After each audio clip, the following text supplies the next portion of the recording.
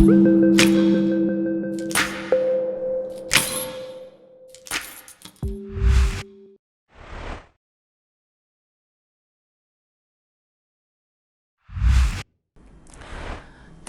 permukaan biasanya menyebabkan tingginya koefisien gesek. Nilai koefisien gesek ini baik statik maupun kinetik sering diasumsikan sebagai nilai rata-rata yang mewakili seluruh permukaan kontak. Ada pula yang menganggap bahwa distribusi koefisien gesek itu tidak harus sama, tergantung dari jenis kontak permukaan yang terjadi. Sebagaimana telapak kaki kita yang memiliki distribusi tekanan sesuai dengan pola telapak kaki kita. Ada bagian permukaan kontak itu yang mengalami tekanan lebih besar dari bagian yang lainnya dan mengalami deformasi lebih besar. Perbedaan gaya normal di berbagai titik di luasan kontak akan menyebabkan perbedaan sudut theta di titik yang berbeda pula. Sekarang kita beralih membahas tentang usaha kita agar gesekan yang terjadi tidak berlebihan. Hadirnya pelumas atau lubrikan diharapkan mampu menanggulangi gesekan yang berlebihan. Memberi pelumas pada roda gigi ibarat kita berjalan di atas lantai yang berair. Kekasaran permukaan gaya gesek pada kaki telapak kita akan berkurang. Pola kontur tekanan di telapak kaki akan berubah. Demikian pula dengan kekasaran permukaan. Lapisan tipis pelumas pada permukaan akan mengubah pola gesekan mekanik menjadi gesekan viskus.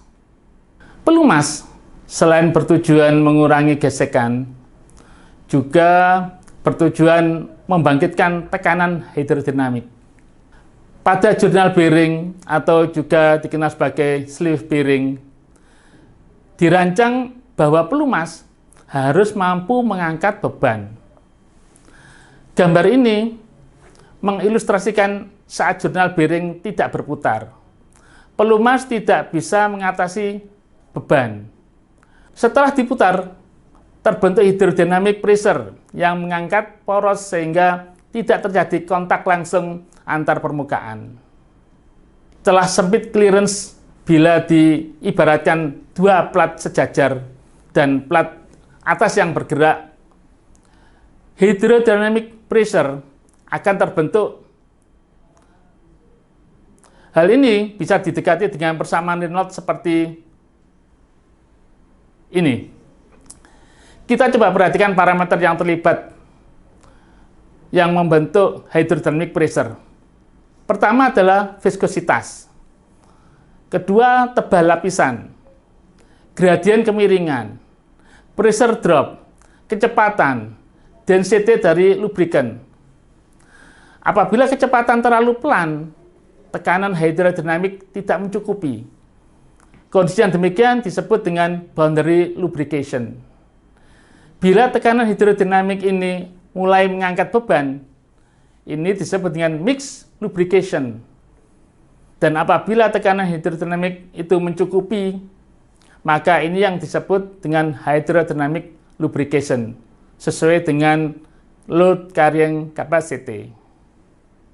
Bentuk distribusi tekanan hidrodinamik dijelaskan pada gambar ini.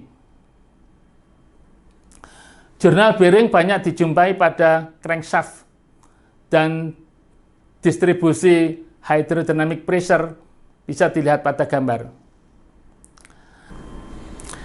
Elastohydrodynamic pressure akan terbentuk pada pelumas apabila bentuk kontak permukaan berupa kontak rolling.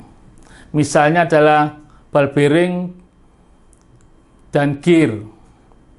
Ciri dari elastohydrodynamic ini adalah bahwa pada distribusi tekanan ada bagian yang sangat tinggi dan tajam. Grafik ini bisa dipakai pada pedoman kecukupan terbentuknya tekanan hidrodinamik. Mu adalah viskositas pelumas, N adalah putaran, P average adalah tekanan rata-rata akibat beban F terhadap area frontal. Dari grafik ini bisa dicari beban yang optimum untuk putaran tertentu, atau dipilih tipe pelumas yang bisa mempertahankan viskositas pada tekanan tinggi. Tujuannya adalah mencari kondisi pelumas yang menghasilkan koefisien gesek paling rendah. Demikian diskusi singkat tentang bagaimana memanfaatkan gesekan dan mengendalikan gesekan. Terima kasih atas perhatiannya. Semoga bisa memberikan manfaat dan selamat siang.